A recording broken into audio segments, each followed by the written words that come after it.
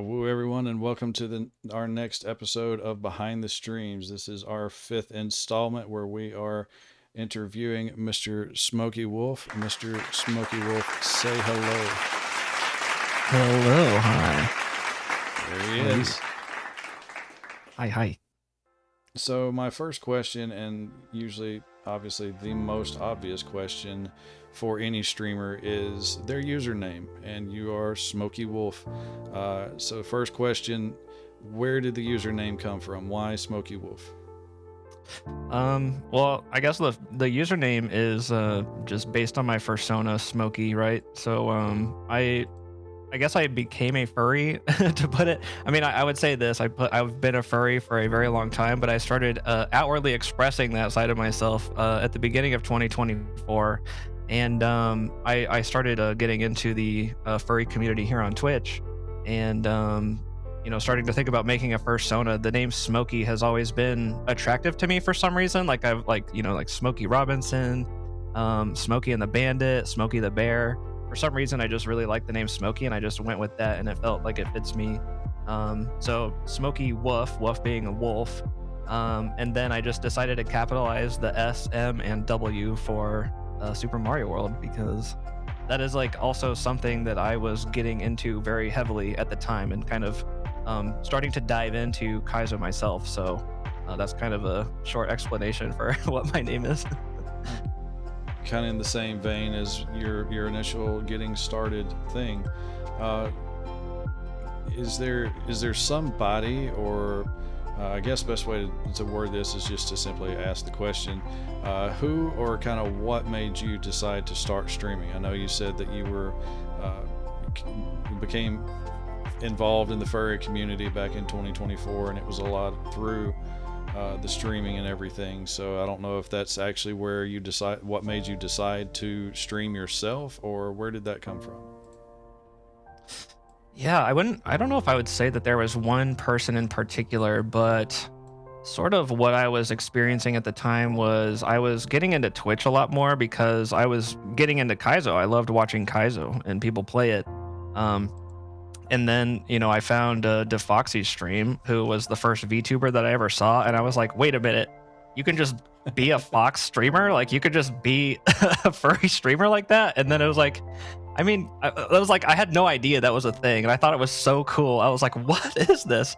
And then I was kind of like, of course, I guess that is a thing with, face tracking technology and things. So, so there was kind of that was kind of just kind of the groundwork for me finding other streamers and getting into not just the Kaizo side of things, but more on the furry side of things, and starting to watch more furry streamers. And then over time, just hearing them talk about how for a lot of them, like, streaming changed their lives. Because I would say at the time when I was starting to get into it, I was feeling really pretty directionless, and I was almost at a point where I was like, man, I really need a new hobby, or I need something to do with the energy that I have, or I just needed something. I was kind of looking, I was a little bit lost in a way, I would say. But yeah, I started that seed got planted in my head that maybe I should try it myself, because I've always wanted to have a sort of creative outlet. And just hearing certain streamers talk about how they got to meet so many cool people, and how it changed their lives, and how they built their own communities and things, I was like, wow, that sounds really amazing. And then over a course of 6 months or so, I was like, I should try it. And then trying to talk myself out of it, no way, it's gonna suck, you're not gonna have an audience, don't do it, it's gonna be a grind. Yeah, so after 6 months, I eventually just decided, you know what, I bought the microphone, I got the software up and running, I learned how to use it, I figured out the VTuber stuff, which was weird.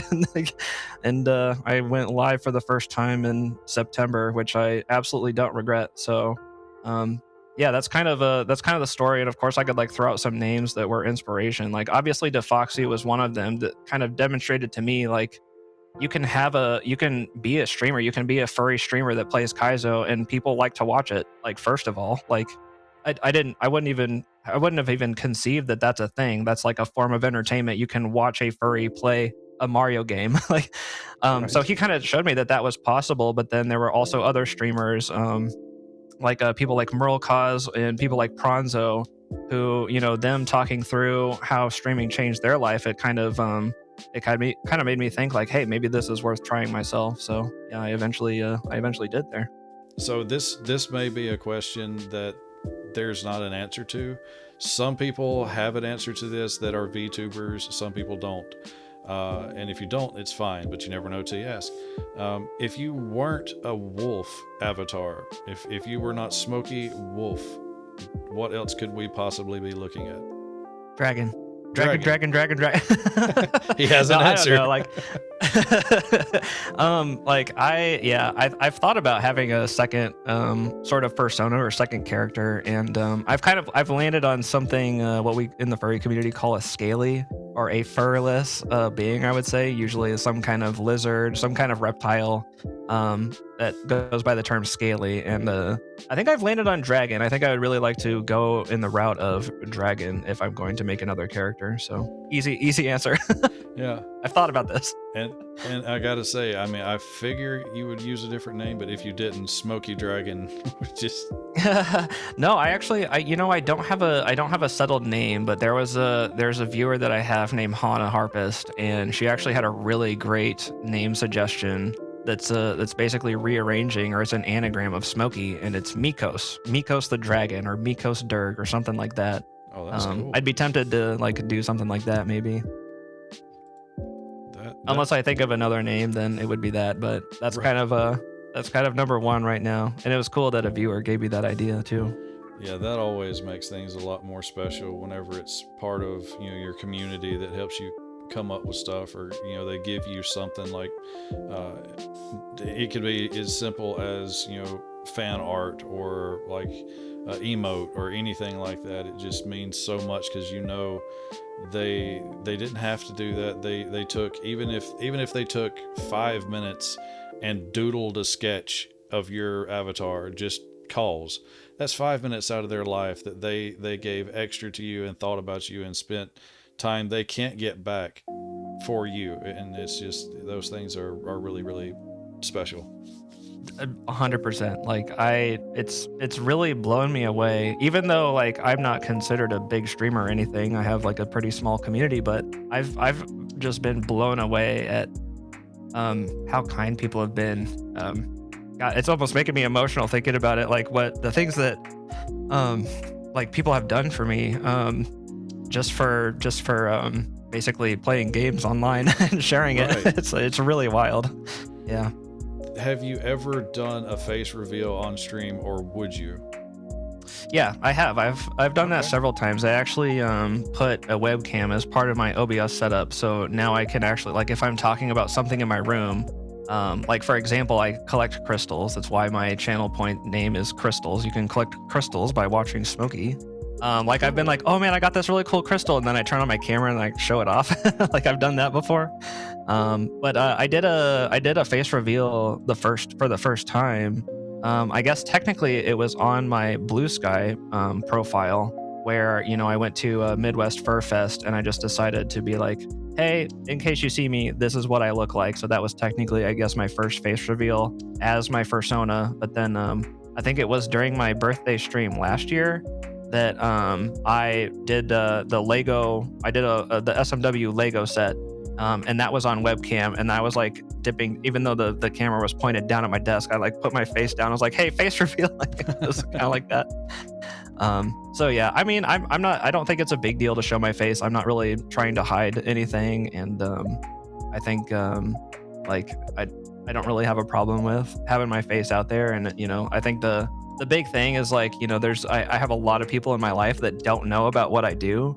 But I think I'm at the point where I don't really care anymore. I've decided, like, you know what, this is who I am, and if they find out that I'm a furry VTuber or whatever, then it's fine. They get to see more of what reality is, and like if they don't like it, then that gives me an indication as to whether or not they're really friends. So Right. that's kind of where I'm at.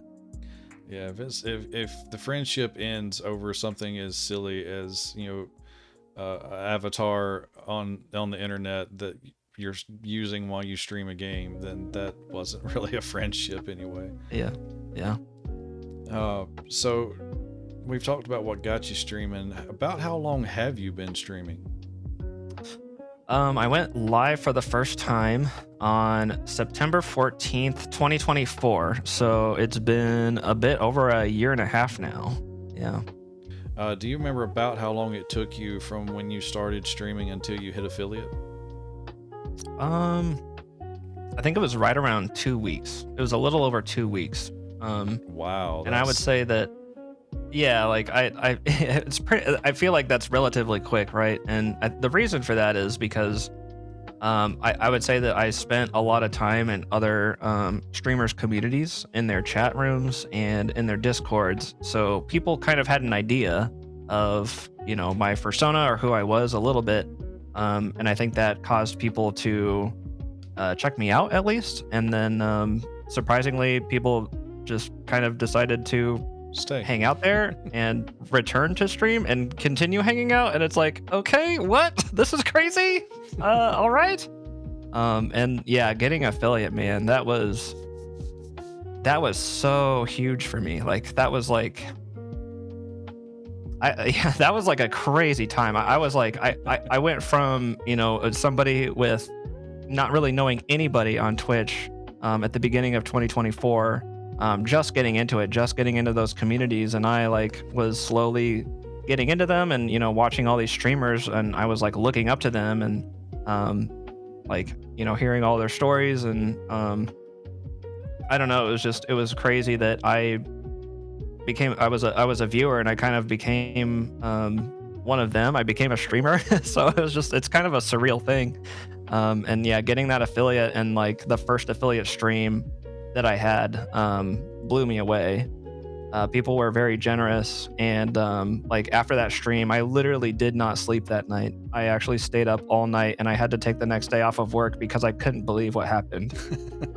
It was nuts. It was really crazy, and just thinking about that, it's like I don't know. It was really wild, but it made me feel really amazing, and it made me feel like I did the right thing, starting streaming. So. What would you say was probably the hardest part? Because these interviews are designed not only for people to get to know, obviously, the person being interviewed, but also it's to try to, if you want to think of it this way, almost like tips from the pros, people that have been streaming for a while. Maybe somebody that watches these videos, they're thinking about starting to stream. So I asked some questions from people that are streaming, have been streaming for a while, for tips and pointers and things that might influence them or help encourage them to actually hit that go live button. So before you started streaming, what was the hardest part for you to overcome before you started to actually stream? Oh wow, that's a fantastic question.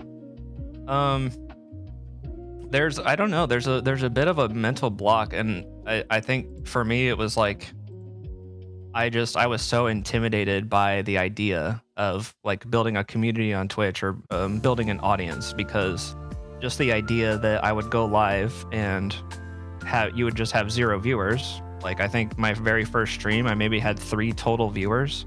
Amazingly, one of them was DeFoxy.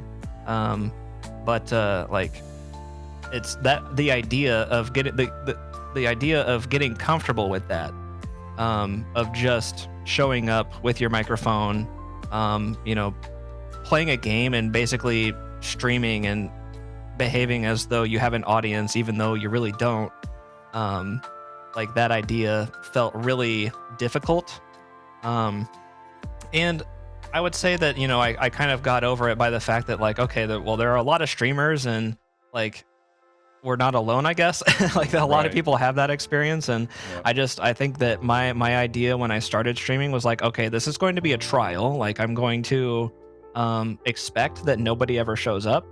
And I'm basically just going to do this for, I don't know, maybe a couple months or something. And I'll see if I'll grow an audience at all. And if I don't, maybe I'll just stop. And amazingly, people showed up, and I have an audience now. So it did work out for me, but it was just that idea that of getting started and starting off with not having any other, not having an audience really, and like how do you how do you build that, and how do you become a good streamer without an audience, right? Like that sort of Exactly. idea was intimidating to me as well. Um, so I would say that was the hardest, was kind of just the mindset. Even though you've been streaming now as long as you have, uh, do you ever get anxiety even now before you stream or during a stream? And if you do, kind of how do you deal with that? Man, I mean, I would say that well, I think that the way that I approach streaming is that I'm just myself, and I think I've gotten comfortable with the idea of like I'm not always going to show my best side. So I'm just showing myself, and that's, maybe sometimes I'll embarrass myself or whatever, and like that's something to just not be nervous about, because like I don't know. I guess like I feel like I've grown a little bit past that sort of initial nervousness of like putting yourself out there. Um, but oh, sorry, I think I lost the question that you asked. It was How do you deal with um, your anxiety of right. streaming? Okay. There have been moments where I do get really nervous and anxious. I would say one example, and it's not a bad anxious. I had a raid of 699 people come in, about a week Holy. and a half ago. Yeah, shout outs to Skyfox for raiding me. Like, you have those moments, and I've had a couple of raids like that where you just get suddenly, you're just hanging out and you're chilling, and you have your regular audience with you, and then all of a sudden it's like a ton of new eyes are suddenly on you, and it's like, okay, this is the first impression for like maybe hundreds of people right now.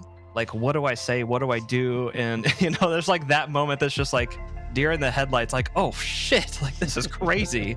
And your chat's just going, and it's just like, what the hell? But like I'll how I take your deal with word that, I for mean, it. it's it's like, and I don't know, I just again, like I think I don't really mind like not showing my best side. And it's like, if you have a big raid like that, like even if you totally make the worst impression, like, maybe in the future you'll get another raid, maybe it'll go better or something like that. Like, I Right. don't know, it's just I feel like I've gotten a little bit comfortable with just rolling with whatever comes up. And I don't know, I feel like I've tried to have a sort of like, I've tried to grow this sort of improv muscle where, whatever happens, or no matter what anybody says in chat or whatever happens, like I can just roll with it, and I can continue to have fun, and like hopefully be a bit entertaining, and like just yeah, just roll with the punches. Try the yes and approach. Yeah, the yes and approach. Like, yeah, and a lot of times, like, people will chat something that you just completely don't expect, or even something that's a little bit offensive. Like, I've definitely had instances where there are new viewers and they say something a little bit disrespectful, and I'm like, oh, okay, so like, all right, let's you want to play? Let's play. Like, I don't Right. know. It's just I just try and have fun with it. So, You talked a little bit about when you got into Kaizo. Do you remember who it was, like your first exposure to Kaizo, and what got you started wanting to play it? oh man. Well, yeah. I mean, we could do the full Smoky lore story if you want. Um, Well, yeah, basically, I had purchased a Switch because I had broken my leg, and I was like, well, I'm gonna be sitting on my butt for a couple weeks here, in pain, and it would be nice to have a distraction. And I was thinking for a long time that it would be fun to get into Mario games. Like, I guess what I would say that my history with Mario is that I was introduced to it when I was very young at my grandmother's house with her NES, with SMB1 and Duck Hunt and SMB3. So those were like some of my first video game experiences, and I always loved those games. Well, I'd say they terrified me when I was extremely young, but then I eventually was like, oh, this is dope.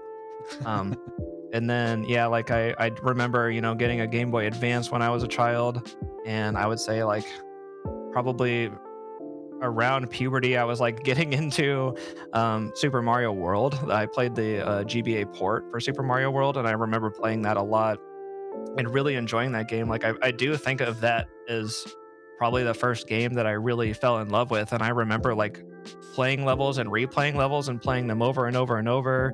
Um, so, and then even after that, like my sister had a Nintendo DS, and they had my parents bought new soup for both of us, both my sister and I.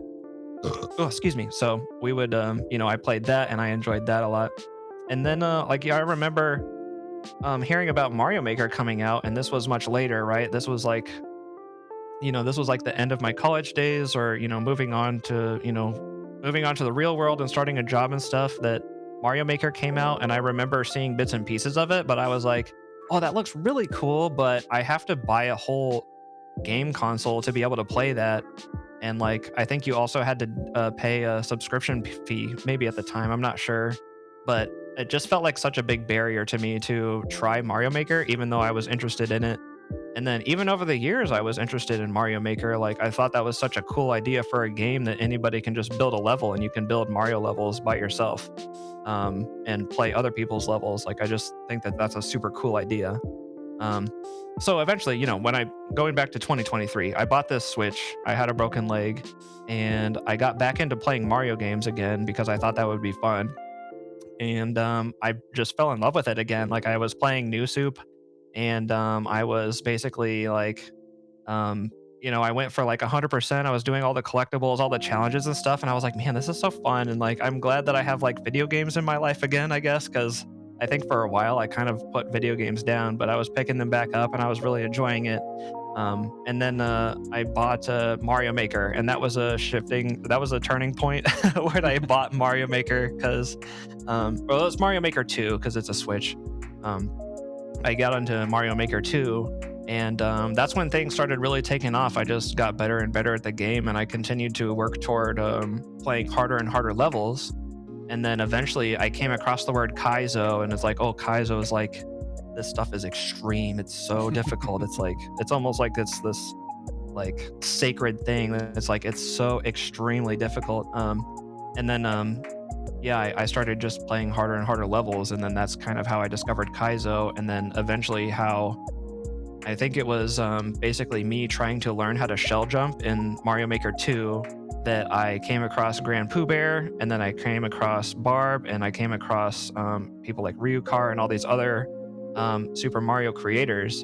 And then that's how I kind of discovered Kaizo, SMW Kaizo, and ROM hacking.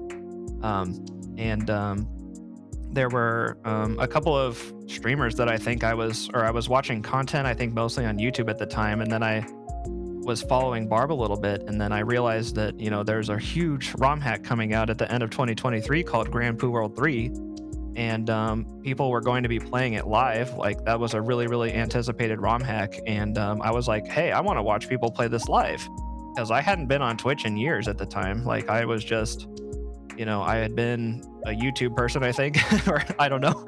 I can't even remember what I was watching before Twitch. I was, I was watching all kinds of stuff, but basically Grand Pooh World 3 came out in November 2023, and that's when I got back into Twitch. I like updated my profile, and I was just watching all these streamers. I was following them. I was like, the weekend that game came out, I was just like enthralled. I was just like captivated by the whole event, basically.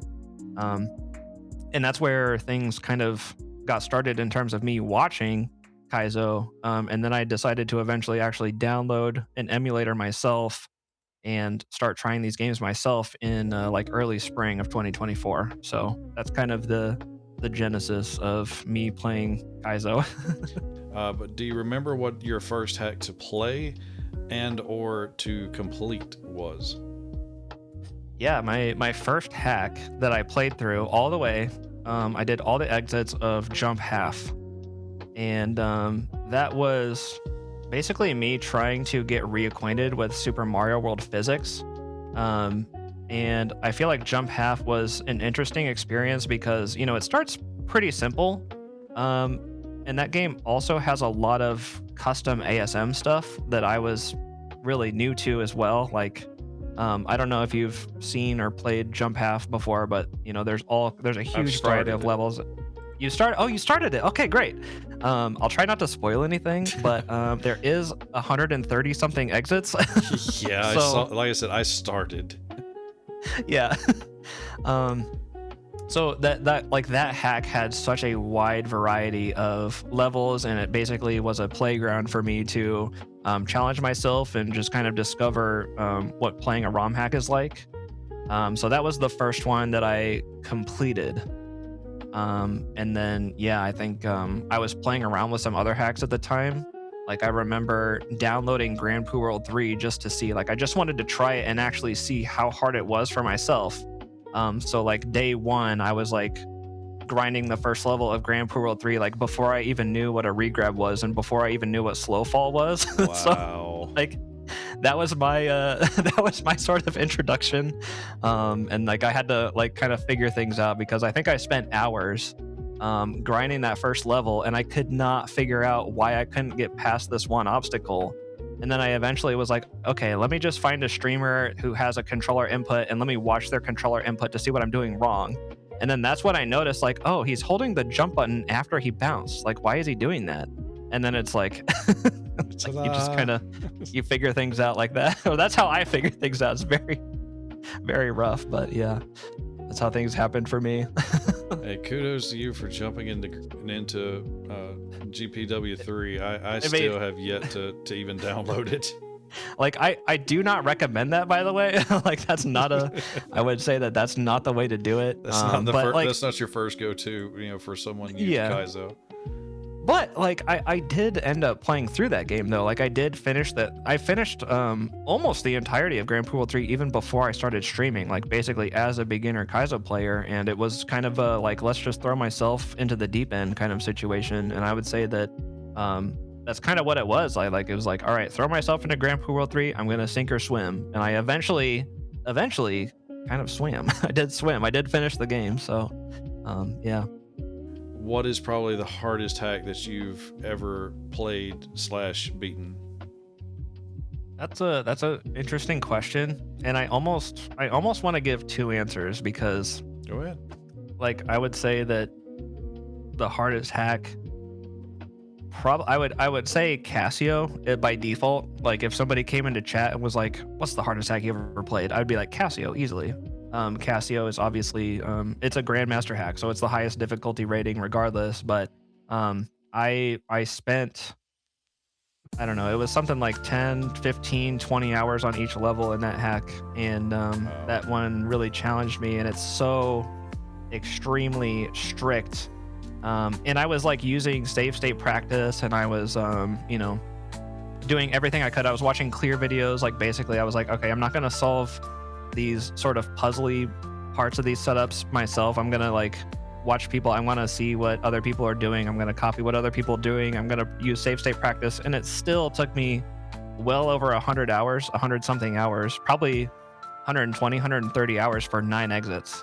Wow. So it's an extremely difficult hack, but it was one that just like captivated me for some reason. Like, I love the style. I am one of the people who enjoys the music of Casio. Not everybody does. I really liked the design. I thought it had a really unique feel to it.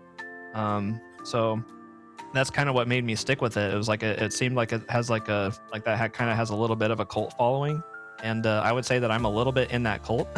So yeah, it was I would say Casio is the hardest, but my second answer for that would actually probably be Grand Poo World 3, like as a beginner.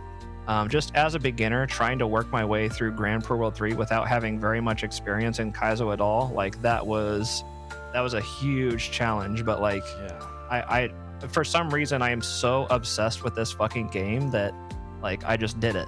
I was just like, I would come home from work, I would get done with work, and it's like, all right, I get to play games, and I would just sit there for hours and hours and just try and learn and get better at the game, and I just enjoyed all of it. Like, I enjoyed every hour of it. So I thought it was just amazing that I was like, why didn't I come across this before? Like, I love this. This is so fun. And yeah, it's kind of how things worked out. I've heard you on your stream before when you were talking about how much that you liked Kaizo. You made the comment that this is not what I play because I stream. You said that if I was not streaming and was playing a game, this is still what I would be playing. And That's right. you said like you play it like as a de-stress, which to me that's oil and water. I can't fathom playing Kaizo and that being stress relief. Well, I mean, I always say that how you approach Kaizo and how you feel about Kaizo is just completely all about your mindset. Like, I would say, like, if you expect to win, you're going to have a bad time. Like True. if you want to win, you're gonna have a bad time. But winning is kind of the whole point as well. I just enjoy working my way through a level, and obviously, of course, like I've gotten so angry at some of these levels, and some of the things that I've played have been like, oh my god, this is awful. Like, why is this set up like this? Um, but just being in love with the Super Mario World physics and the music and the sounds and just the overall, there's a huge nostalgic factor for me as well, I would say, involved with that sort of obsession. I just think that Super Mario World is like, this is my game. Like, this is my game, damn it. And I'm playing it and I'm going to get really good at it. I'm just going to get as good as I can at this game because I love it so much. That's just how I feel about Super Mario World. So, So that was your hardest hacks to you that you've ever beaten, and rightfully so in both cases. But is there a hack that you have essentially like in your cross eras, like you're looking down the road to one day, I want to beat fill in the blank? that's a great question. I would say that there are probably a few, and the first one that came to my mind is Baron. Um, um, I've been playing a lot of Shell stuff, and I kind of see Baron of Shell as like the quintessential, very difficult shell hack that's out there. And obviously very well made, very well designed, but also extremely difficult. And the way that I see it now is that I could play it, but I think that each level would take me probably many hours, and it would be very hard on my hands. So I would say that I'm ready to play it now, but I'm just kind of holding off a little bit for some reason. I don't think it's time yet, maybe. But that's kind of number one in my head for what I have my sights on. Do you have a favorite hack creator or creators? Like one that if you hear so and so has released a new hack, it's almost like a drop everything, I gotta play it. Really interesting question, because I think that I have played like one hack from a lot of different creators, but I haven't like done a deep dive. I mean, I guess I have done it a few times. Like I've played obviously a lot of butt hacks. I went through and played like all the Cubes Kaizo series, for example, by Cube, and I'm trying to think of other creators if I've like gone through their catalog. Um, but honestly, like when I think about that question, I do have one that comes to mind, and um, it's not just because he sometimes hangs out here or in my stream, or I hang out in his stream. It's first name But, because he has made a lot of hacks at a very sort of like, I would call it comfortable difficulty for me.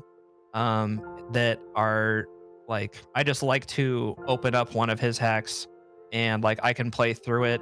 I could like take a 15-20 minute break during work, and I can just like play through like Super WoW, or I can like play through like D shells or something like that just for fun.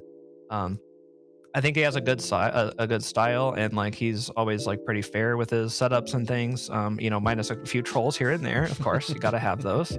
But I would say that he's at the top, and I wouldn't say it's just because I hang out in his streams, or I have talked to him before or whatever. It's just that I've just kind of latched onto him as like, oh, I just want to like play something right now. Like, let me find a butt hack and I'll play through like Sweet Shell or whatever it is. What is your favorite kind of hack? Ooh, really interesting. Yeah, like let's see. Very kind of hack. I mean, I really do love shell hacks, but I do also like to have variety as well. Like, not every level has to be a shell level, obviously. I really love hacks that are just really action packed and that flow well and feel good to play. Like I could give the example of like the gamble hacks. Oh, Those are great hacks. fantastic. Or Sauna Mario Worlds 1 and 2. Like those hacks that just have really good music, and they're just set up in such a nice way that it almost feels like a piece of art or something, where there's like a flow to the level, and it's like you almost naturally kind of figure out where you go, and all the setups just feel Like you just kind of use your intuition and it just kind of works out. Like I just love good design like that. I think that's really, really cool. But then there's also this other side of me that's like, I should play Super Rift World. And, you go back to 2017 and start playing those hacks. And, right now I'm playing through Storks. Those are really rough. And there's a sort of beauty to those as well, where this is just so mean and cruel, but it's also highly entertaining. I think those are very special as well, and you don't really see those come out anymore. Like people, I think, try to emulate what an old school hack is like, but like I think what I really truly enjoy playing the most is like the more modern, more flowy. Like you have quick restart, you've got good music, you've got Right. custom graphics, you got nice color palettes. Like those kind of hacks, I probably enjoy the most. Have you ever created a hack, or have you started one?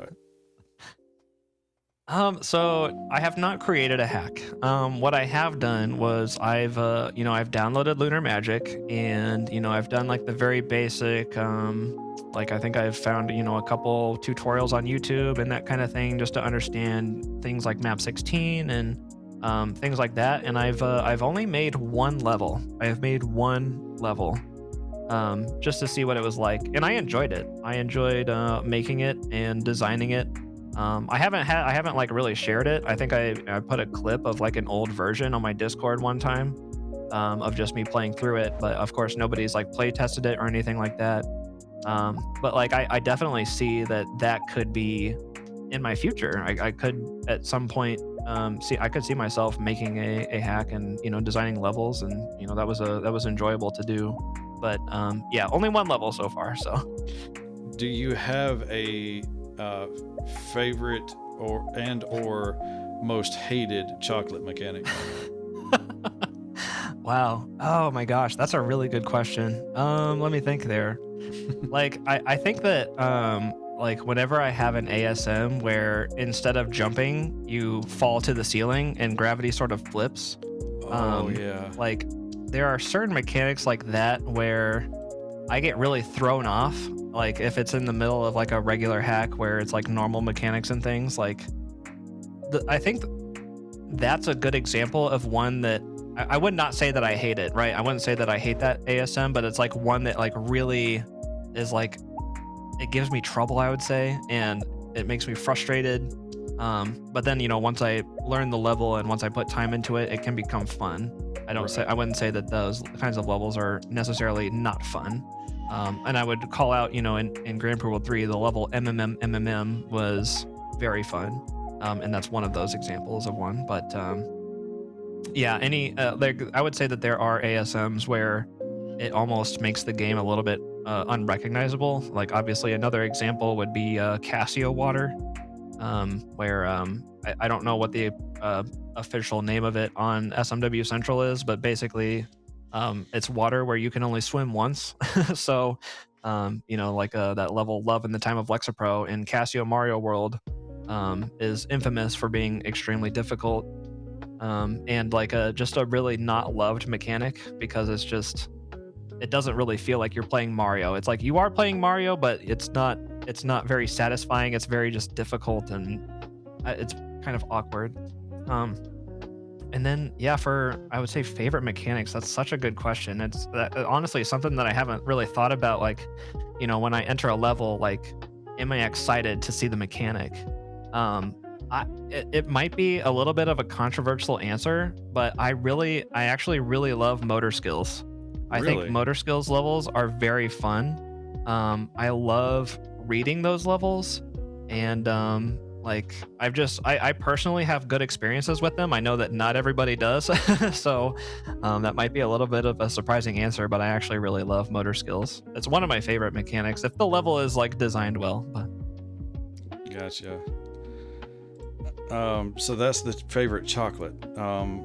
We know that there are tricks that are in all Mario, whether it be, I know this technically isn't a trick, but sometimes it's as difficult as any trick to pull off. Cape flight, Yoshi riding, from Yoshi shell jumps to stuff like that, swimming, can be almost considered its own trick sometimes. And then there's just the standard shell jumps, platforming, things like that. Do you have a favorite or most disliked trick? Like, or I guess it's still technically a mechanic, like swimming would be a mechanic, but like me, I don't do flight. I don't do flying. I've done a few swimming, but I don't do flight. So Yeah, understood. I can relate to that.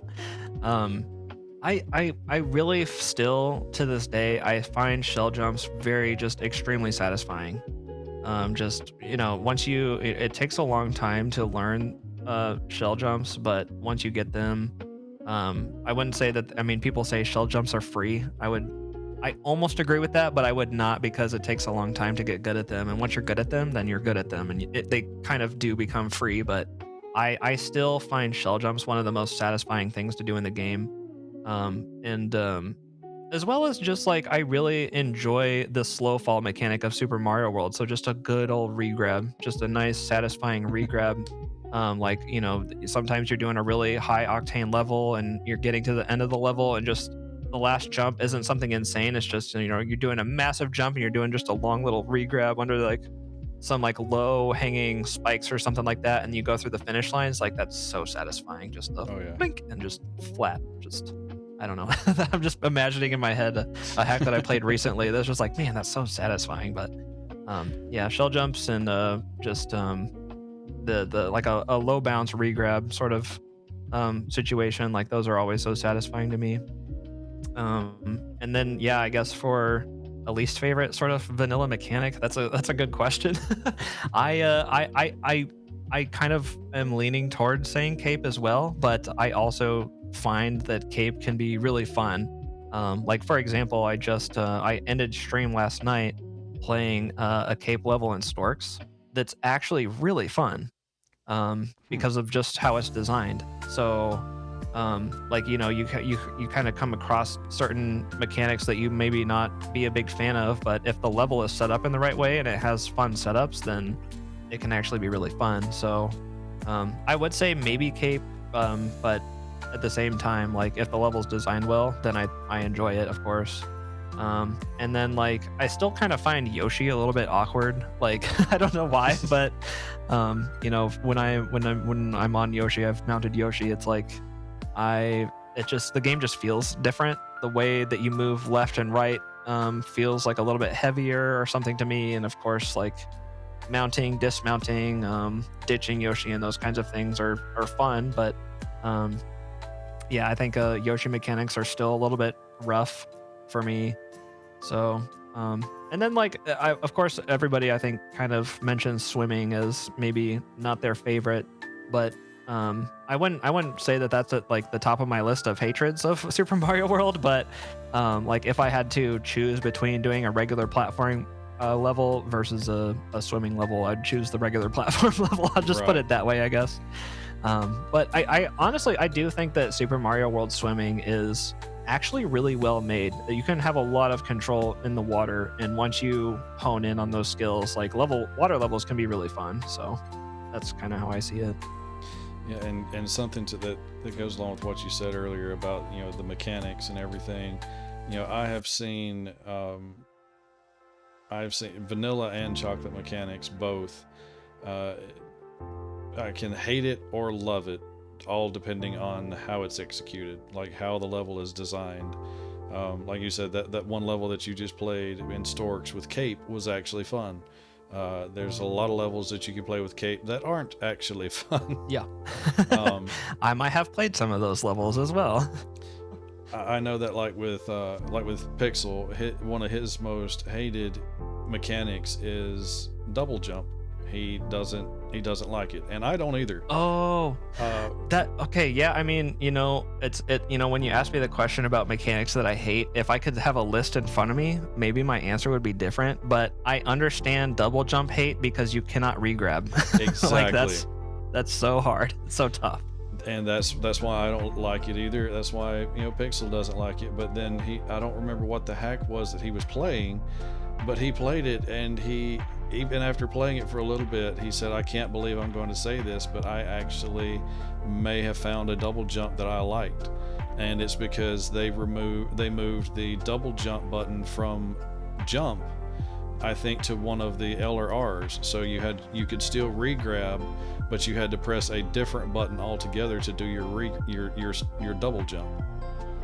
That's a great idea. Nakama. That's That awesome. was it. What would you say your opinion is on save stating? Wow. Yeah, that's a good question, because my sort of approach with save stating, as somebody who uses an emulator to play these games, and of course save stating is very easy for me to do. I have a hotkey on my controller to do it, or I use the analog buttons on my PS4 controller to um, save and load save states, which is amazing. It works really well.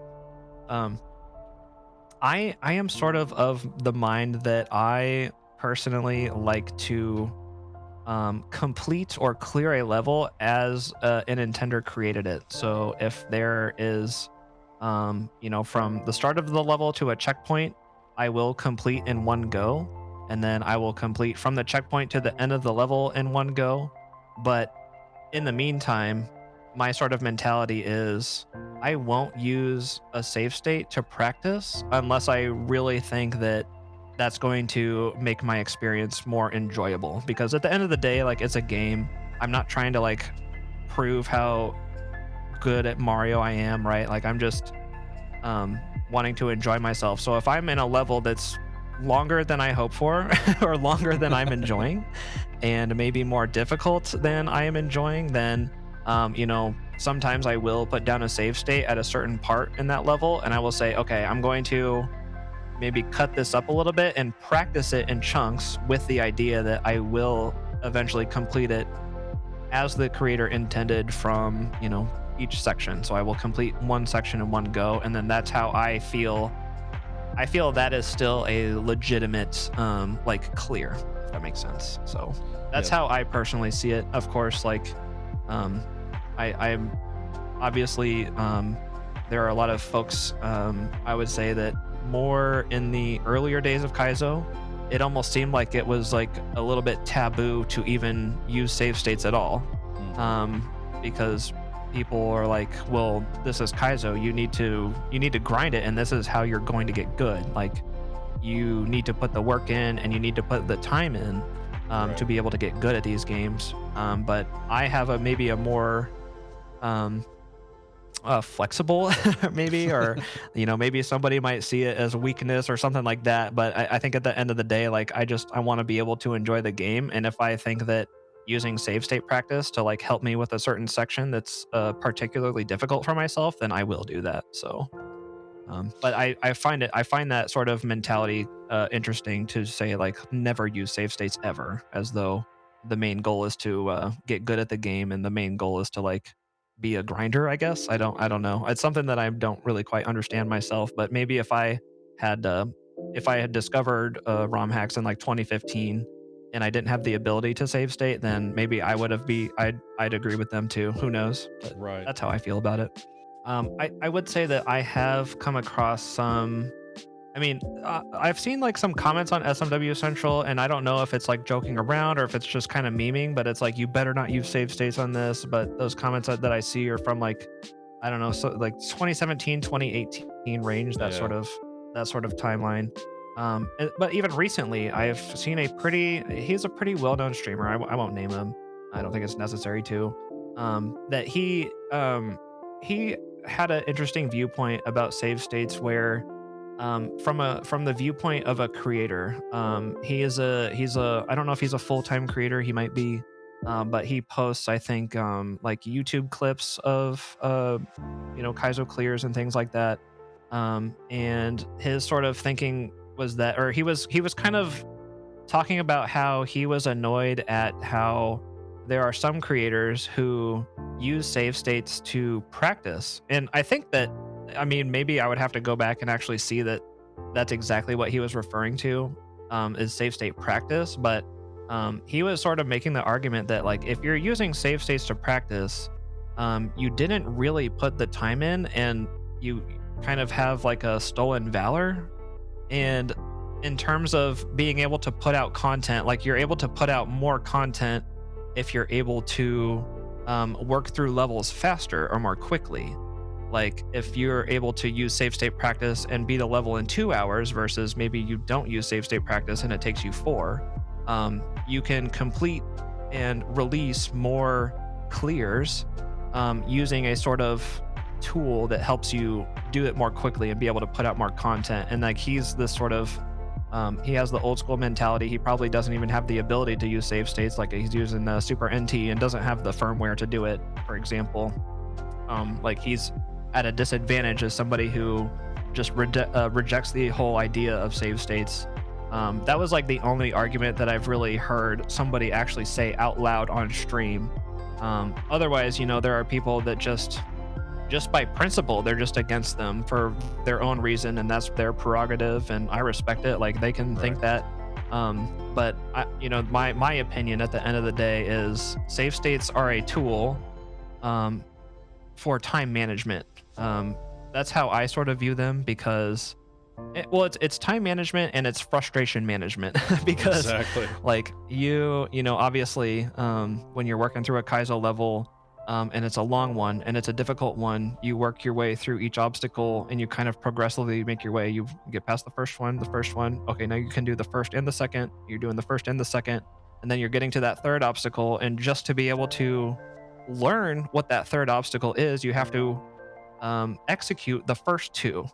So you have to execute all these obstacles just to be able to get a look at Exactly. the further ones down the line, and that takes so much time, and it can be really frustrating if maybe you're not super consistent at one of the middle obstacles just to be able to get to the end that you keep dying at. So um, it's to me it's like it just saves a little bit of time and it saves a little bit of sanity, and I think it makes the game less stressful to play or less heavy to work your way through. So I agree completely.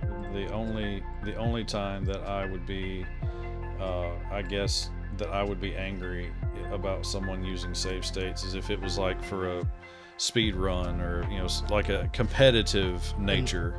that's just straight up cheating. And I think that like for example, like Ninja speed runs, they've had that issue, I suppose. And I suppose that they actually have some tools to fight against that, which I'm not sure how it works, but yeah, I'm absolutely for anything competitive. Like, again, like this is all in the context of being a one-player game, and this is just for fun, right? Exactly.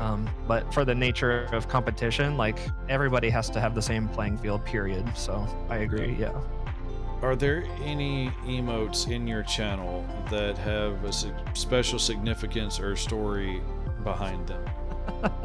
Oh man, let me take a look here. I need to take a look over my emotes here. Hold on, let me see. Um, well, I would say that let's see. Hold on, let me take a look and see if there's any that pop out. Like for example, one of the first emotes I ever got was this one, my Speen emote. Okay. Um, that one I didn't even ask for, or it was like that was like right after I became an affiliate, and I had commissioned emotes, and I had no idea when those emotes were going to come in, and I was just talking about that during stream one day. And there was he goes by Kitsu Cortez. He was in chat and he was like, "Hey, like I could make you like an emote that kind of looks like your Sona, but it's like Mario spinning, but it's your Sona." And I was like, "Wait, you can do that?" And I was like, "You would be willing to do that?" And he was like, "Yeah, I'll make you one."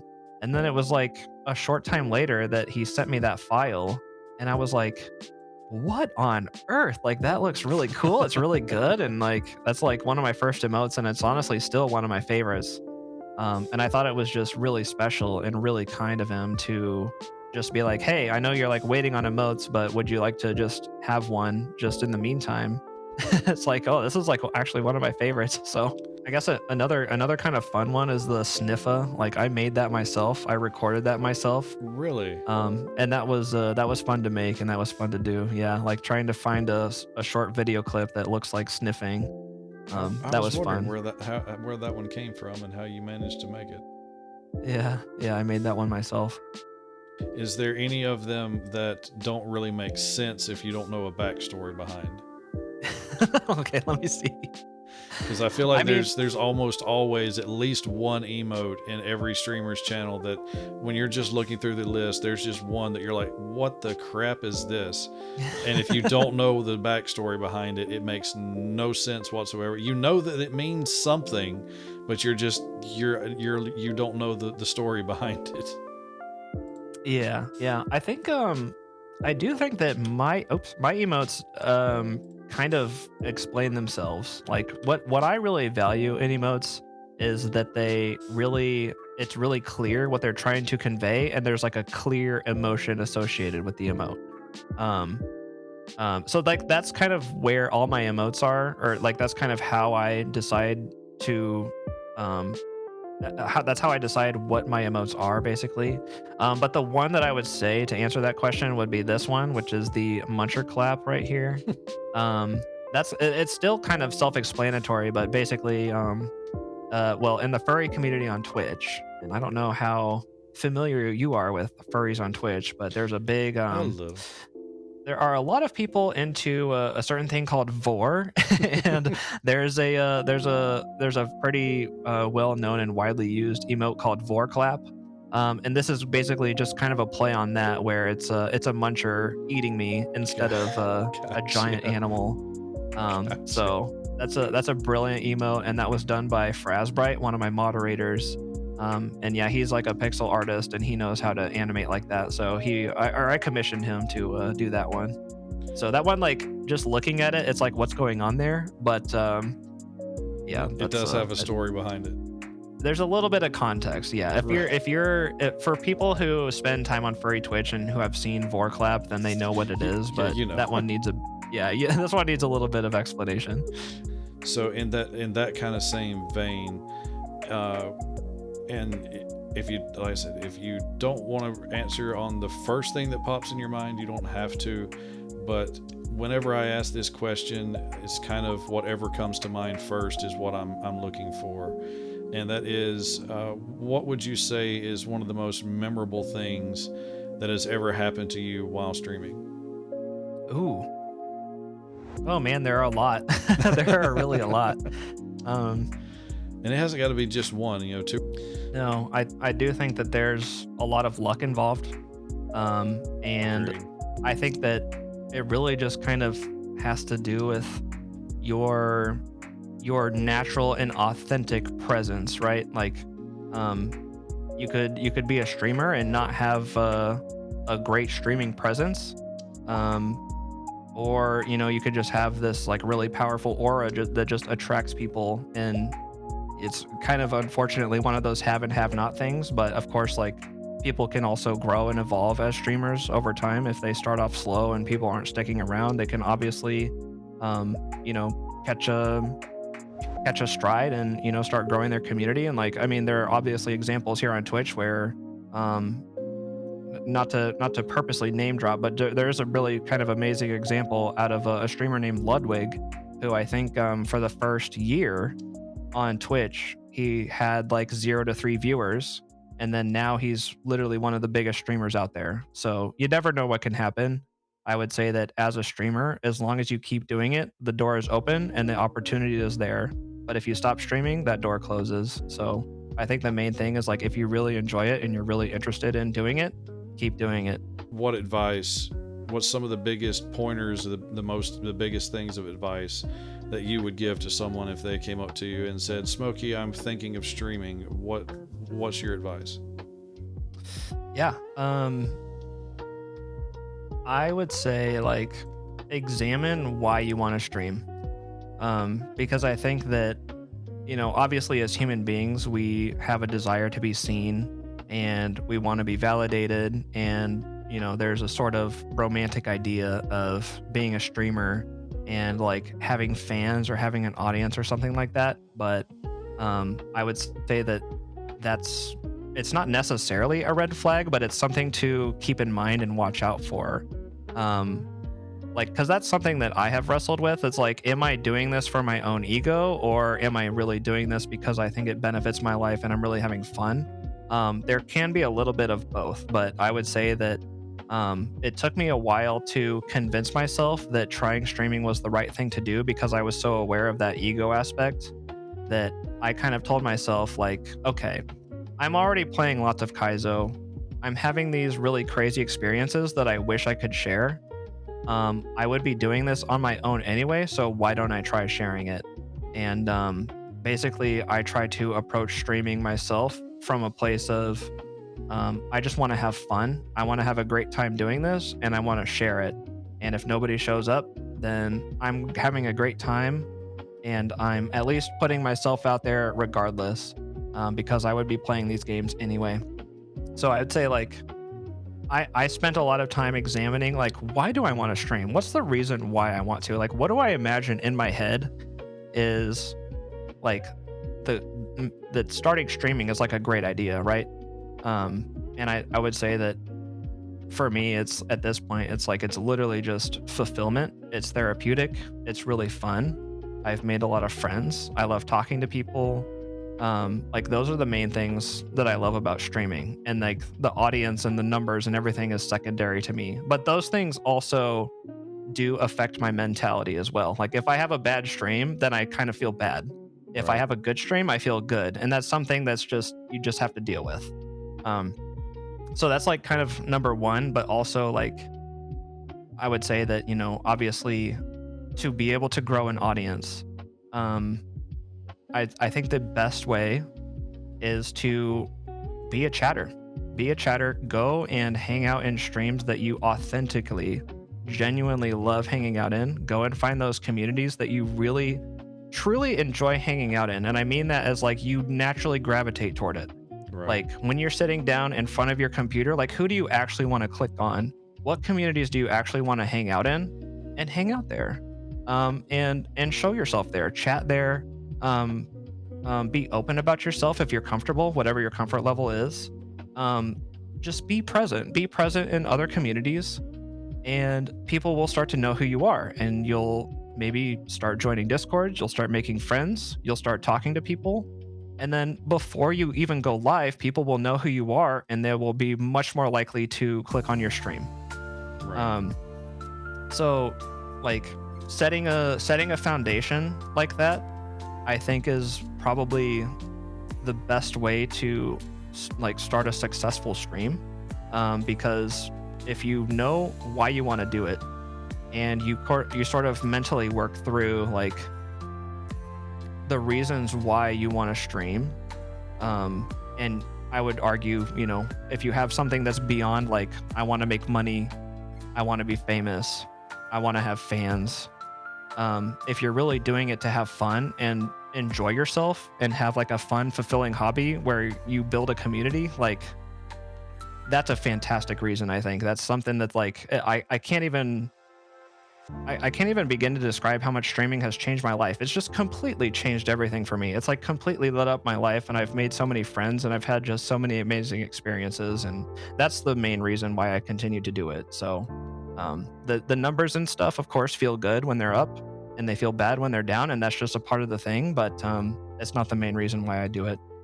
Um, and of course, again, just being community first, and putting yourself out there before you go live for the first time will set you up pretty well. What advice would you give to someone when they are first starting out, and kind of how to deal with low viewer count and the emotions that might bring with it? Right. I mean, it's still something that I personally, I don't know if I would say I struggle with it, but it's still something that I deal with. When I have a low viewership stream, it kind of stings. It's like, ah, man, damn. I would say that you will always, every streamer has ups and downs, and the downs are not permanent, and the ups are also not permanent. I have had moments where I felt like, oh my god, like I've had actually periods of time, like I've had multiple months in the row where my viewership has gone down, and I was like, oh my god, I think people are bored of me, my stream has jumped the shark, people don't like me anymore, I've exposed too much of myself, people see me and they don't like what they see anymore. Like I've had all of those insane thoughts, and At the end of the day, I go live the next week, and then numbers are back up. It is what it is. I would say this, like, because your numbers are down, it's not necessarily you. Like, you are not the reason why your numbers are down. It is because people are living their lives. They're busy. They've got things going on. Um, you know, Exactly. like you have no idea the reason why those numbers might be down, and don't automatically assume that it's you. I would put it first and foremost like that. Um, but of course, like, you could have something like, well, I decided to try a different game, and then like viewership is way down, and then you could be like, well, maybe that game just didn't attract viewers or whatever it is. But like, I guess I'm more so referring to like those sort of periods, or those slow periods. Like, I can point to September. September's a really hard time for streamers because there are so many events going on and so many people are live that um, viewership can kind of get funneled or sucked into certain events or certain streamers or whatever. And like, like I said, I've had those periods where the numbers were going down, and I was like, oh my god, is this the end? Like, is this like, is the fun over? Is my community just abandoning me, or whatever it is? But like, I think just being able to, I do think that over time I've built resilience to that, and that would be my advice, is to have that resilience and have that perspective that like the ups and downs, both of them are temporary. And like I said before, as long as you keep that door open and as long as you keep going live, the opportunity is always there, to just have a great time with whatever you're doing. So people can tell when you're not having a good time, or they can tell when you're not exactly like being authentic, or like if you have some sort of other motives for streaming other than like just having fun and just like playing around and having a good time, which is what I see Twitch as. It's like a community platform where you just have a good time. You play games, you chat about whatever. I mean, you could build whatever you want on Twitch. And I think some people get so locked into the numbers, and like they want to basically achieve objectives of like, I'm going to become partner this, or like, I'm going to go hard for a year and build my audience and put out a ton of clips and be present on social media, and they get really serious about it. And then that kind of reads when you watch their stream. Like, you can tell that like this is they want this to be like a Business. career for them, and it has a different vibe to it. And I'm not saying that that's necessarily wrong either. Like, it's just what a streamer chooses to do. But at the end of the day, like, the audience will sniff out the bullshit, basically. Like, Yep. they know they know how you really feel about what you're doing. They can tell. You have to just be real. You just have to be yourself. I'm a furry. We're like, like, what Yeah. are we talking about? Of course, like, people will automatically, like, I can't tell you how many people have probably clicked on my stream and be like, oh my gosh, what a mentally ill person, and then clicked off. And like, a lot of them sometimes try and troll us or something like that. Like, of course, like, that's one of the big things about being just a content creator, or any sort of internet presence. Like, you're just going to have like, not everybody's going to love you, obviously. Like, you're gonna face so much rejection, and you're gonna be like, I've had so many people come into my stream, and I'm like, oh my gosh, this could be like a new like regular viewer, and then I never see them again. And like, Mhm. it's just, you get the full spectrum. You get the full spectrum of people, love to hate, and or hate to love. That full hate to love spectrum, you'll get it all. And Yep. you have to be mentally prepared for that, and resilient enough, and just recognize that, like, hey, like, the people that don't like you, like, just take a look at yourself and realize that you don't like everybody either, right? So Yep. that's kind of my approach, is like, I don't necessarily like every streamer that I clicked on, right? So it only makes sense that people might not like me. So, and if it's really the case that like not having an audience makes it not fun for you, then it's either you got to make the choice to push through that and work on ways to grow, or consider maybe that streaming's not for you. So, Is streaming now, what you expected it to be when you started? oh man. Um, I guess like the whole thing with my expectation of streaming is that I was basically just opening the door, and I was putting myself out there, and I really did not know what that would look like. Because I really honestly thought, and I was mentally prepared to basically have almost no community and no viewership for like weeks or months. So it kind of very much exceeded my expectations for what would actually happen. Of course, I always had it in the back of my mind, like, who knows, like maybe I'd pop off and who knows what would happen. Like I'd suddenly go have like a viral moment and all of a sudden I have lots of viewers and whatever the case is. Like that, I always consider that a possibility, and I think that's a possibility for anybody at this point. But like I'm just, I guess it's far beyond my it's exceeded my expectations so profoundly, in terms of making friends and having the presence of a community that is like revolved around me playing Kaizo as a wolf. It's like it's it's way better than I could have thought, because what I was thinking was like, oh, I'm gonna play games and like people are going to be able to watch, and I think that that's cool, and I'm gonna be able to like share these really amazing moments where I, grind this really, really hard level for 10 hours and then I get hit by a Kaizo block right before the end goal, right? And have that moment there, and then people can like point and laugh, and like it's a fun time for everybody. But really being surprised at like the amount of people that I have met, not just online, but now in person, and I've traveled around the country and to Canada, and to meet people in real life, and like I've made real life friends through this, and it's become a really big hobby and something that I really have latched onto and want to keep doing. It's changed my life in very profound ways. So I would say that starting streaming has just far beyond exceeded whatever I conceived of in my head about what my idea of streaming would be. As at the start, it's just I'm playing games and I'm gonna see what happens, and I'm excited at the opportunities that are in front of me.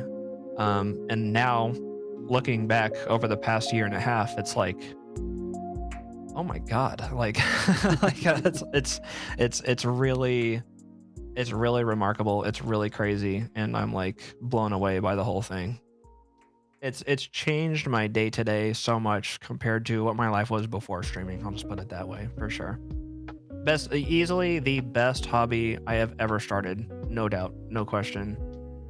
Dubu asked, do you think grab jumps are good? So you're referring to like block grabs or key grabs. No.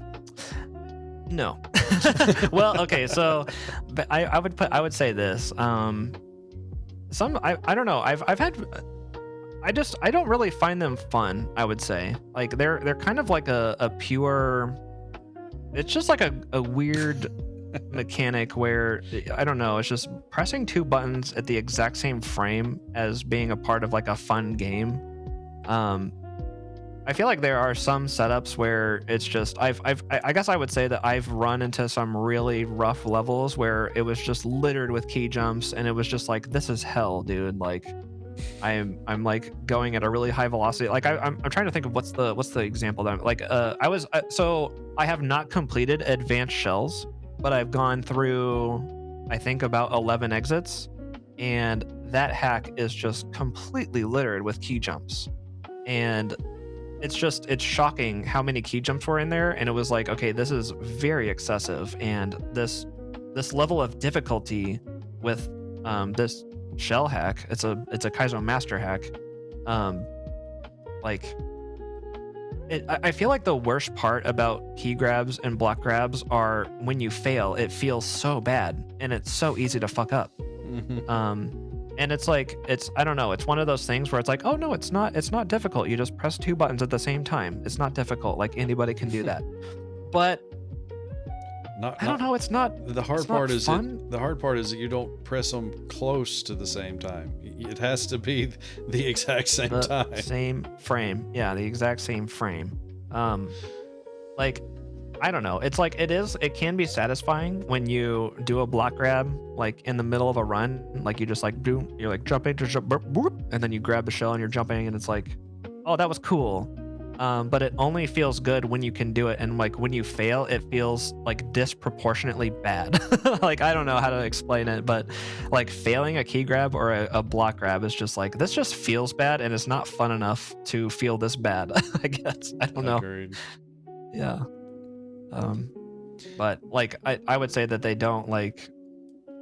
I mean, the advanced shells example was one that bothered me, but in general, like if there's a level that has a block grab or a key grab in it, I'm just kind of like, all right, whatever. As long as there's only one.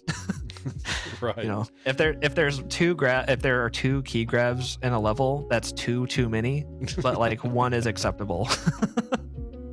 Yeah, you're limited to one. Yeah, you get one key grab, and then I'm gonna start bitching. Yeah, Nimbus has a question. Asked, do I have a favorite type of boss fight? Which is a good question because I actually, in Storks, I actually have come across one of my favorite boss fights that I think I've ever done. And it was a Boo boss fight where you basically have two thwomps that are the kind of thwomps that like move back and forth very quickly, and they're kind of moving in a pattern. And you have to spin jump between them, and then you have the ability to pull out a block pressing a shoulder button, and it's a Boo fight. And it had really amazing music, and that was like probably the most fun boss fight that I've played in months. So there are some boss fights that I really love, but on my stream, the meme and kind of the joke is that I don't like any boss fights. Like it's like, oh no, boss fight, here we go, Smokey, are you ready for this? Like, oh no, you hate boss fights. Like, oh. And the reason is I would say that I've had bad experiences with boss fights, specifically ones with lots of RNG and lots of boss fights where it requires a lot of like reaction to RNG and unexpected movements and things like that. So like boss fights where you don't know what the next attack is. Like it could be like a list of like 4 or 5 different attacks, or not even that many. And like you run into so many situations with those kinds of boss fights where it's like you're trying to learn and you're trying to understand what to do and how to position yourself when the boss is attacking you. But at the same time, like the boss can just do something completely unexpected and you think you're safe, and then all of a sudden they do an attack that you just obviously can't expect because it's random. I find those kind of frustrating, and just in general, I'm fine not having boss fights in my levels. Like I love platforming. That's kind of the main thing that I really love Mario for, and boss fights are kind of just like something that I see as like, oh, this is necessary to do to beat the game. But it's, for me personally, I'm not like, yes, the boss fight, I love boss fights. And I know that some people are like that. People really do love the RNG. They love grinding bosses, and they love like trying to figure out how to defeat the boss over time, and like that's interesting for them. But for me, I find that I get a little bit maybe more frustrated when it comes to boss fights that have a lot of RNG, or maybe boss fights that have a bit of unfairness. Like I remember a lot of times when I was grinding Grand Poo World 3, there's the what's called the EM4 Bowser fight at the end of the Gate of Fire. I think I probably spent 30 to 35 hours just on that one boss fight. Oof. Because it was so unfair. Like it would just get so unbelievably chaotic toward the end that like I felt like I basically have to make perfect decisions throughout the entire fight and get lucky, because like there was just so much chaos like toward the end, and it was like every move that he did was random. So those are the boss fights that I would say that I struggle with the most. And of course, like I'm still working on changing my mindset and being like, hey, this is all for fun. Like, this is still platforming. It's just because like the goal is to land or get hits on a boss and land on top of its head. Like, it's not the same as like working your way through a level and getting to a goal, but it's still the same sort of idea. And I'm kind of personally reframing it in my head a little bit. But generally the boss fights that I do like are more or less scripted. Like if there's like a Boo boss fight, like the Boo is going to travel the same pattern, or you're going to have like Eries flying through, and those are going to be on the same pattern or on the same loop. Like I sort of like that consistency, and that's like Agreed. enough for me to enjoy the boss fight. So um yeah, but like at the end of the day, like if it's fun, if it's like high action and it's generally fair, then I will enjoy it. Um even down to like the music as well. Because like another boss fight that's really rough is Invictus. That one has really grating music. And that boss fight is just extremely long. Um yeah, that one's really rough. So Yeah, when you was talking about RNG boss, I was immediately thinking, of Grand Poo World, because I've seen the last Bowser fight, and it just that looks like absolute it's hard. torture. Yeah. And like of course that there are great ways to position yourself, and there are strats to basically almost survive everything, but it's pretty specific. And another really huge example of a boss fight that I struggled with was Fennel at the end of Casio. I mean, that boss fight ended up taking me probably 20-25 hours total, but I literally stopped and I quit that boss fight and I let it sit for over a year. Like I couldn't even think about going back to trying to defeat Fennel. And then eventually I was like, okay, I should probably go back and try it and like really grind it out and really try and figure out how to position myself to win this boss fight. And I eventually did. So yeah. But yeah, it's a little bit of a meme on my stream that's like, oh no, it's a boss fight. Smokey's gonna get mad. Smokey's gonna get angry, because that's what happens. I get mad at boss fights. So, yeah, like when a ROM hack ends, like I get credits without a boss fight, I'm like, nice, hell yeah, perfect, great hack. 10 out of 10. Yeah. Whereas like I finished Invictus and I was like, okay, that was a great hack, but up till this level. It's always unfortunate that like that's the last thing that you experience in a hack, and then you get credits and it's like, okay, well, that was really fun, but that last part. I guess one sort of final topic I'll talk about is sort of having both foots, like having a both foots, having one foot in the furry world. Yeah, I have both foots, both foots right here. I kind of am a streamer who has one foot in furry Twitch and one foot in Kaizo.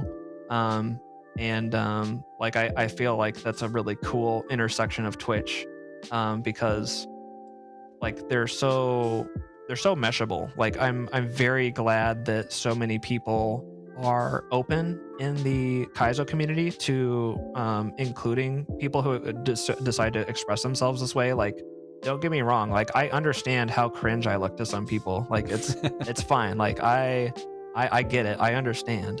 But like I just think expressing myself this way is just a total blast. It's just a blast, and I love doing it.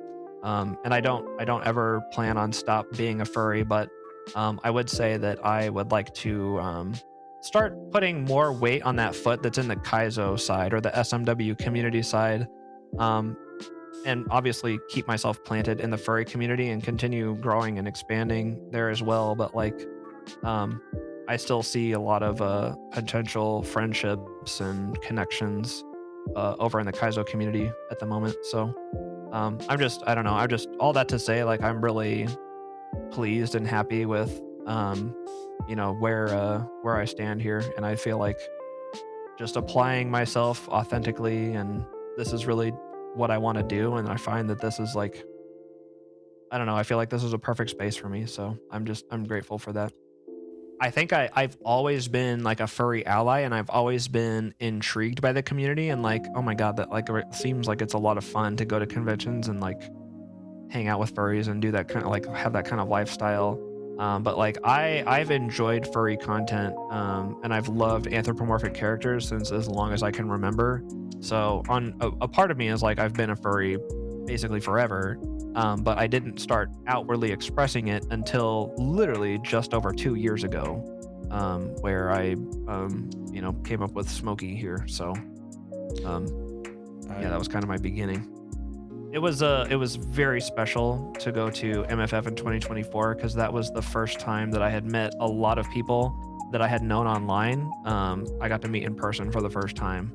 and it was like really overwhelming and like really, I don't know, sort of validating, and like it made everything very real. Like all of these people that I've been talking to for months at this point are indeed real people. You know, like, we are real. Like you know, we go out and we eat together and, you know, hang out and do whatever activities are around. So it's just it's very, very neat to meet up with folks.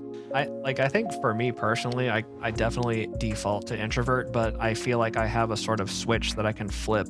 And in certain situations, like, oh, in this situation, like I'm at a furry convention, I want to go and meet people, I want to talk to people, like this is my one chance to get to connect with who I can connect with. So, and then like at the end of it, I can go home and like not talk to anybody for 2 weeks, and then I'm good. I can recharge, and that's fine. So All right, chat. Well, I appreciate everybody for coming and hanging out tonight. It has been fantastic. I have really enjoyed it. Hope y'all have as well. Hopefully, I'll be able to be back streaming on Sunday afternoon as usual. Hope to see y'all there if you can make it. If not, or even if you can, either way, I hope y'all have a wonderful weekend. And until we can see you next time, everybody, take care and stay safe. And ooh-wah. ooh,